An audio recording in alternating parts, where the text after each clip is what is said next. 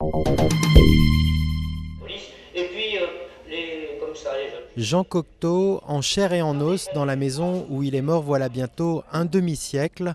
Nous sommes à Milly-la-Forêt, à 1 heure de route au sud de Paris.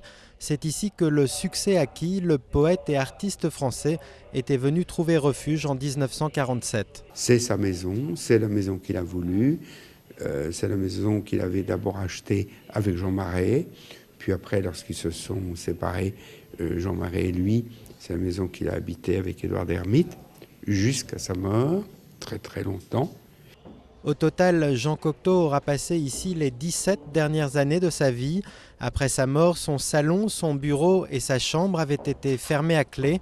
50 travaux et près de 5 millions d'euros auront permis de tout rénover pour désormais se faire une petite idée de la vie que menait cet artiste touche-à-tout, encore méconnu du grand public. Il l'écrivait probablement au rez-de-chaussée que l'on voit derrière moi, avec cette vue perspective sur le jardin.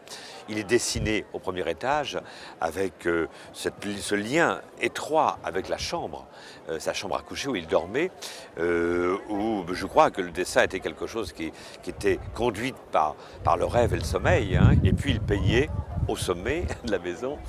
Un sommet de la maison transformé en salle d'exposition grâce aux 500 œuvres de Cocteau que son ancien compagnon Édouard d'Hermite avait réservé pour un futur musée.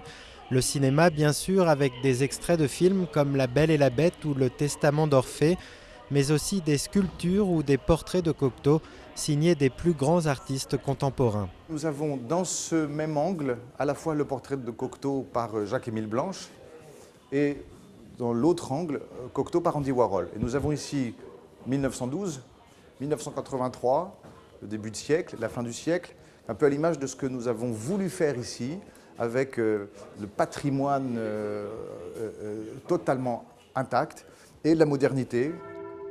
Garder intacte la mémoire de Cocteau, faire vivre cet artiste aux multiples facettes, de quoi donner une nouvelle résonance à son épitaphe, gravée sur sa tombe de la petite chapelle Saint-Blaise des Simples, à 2 pas de sa maison.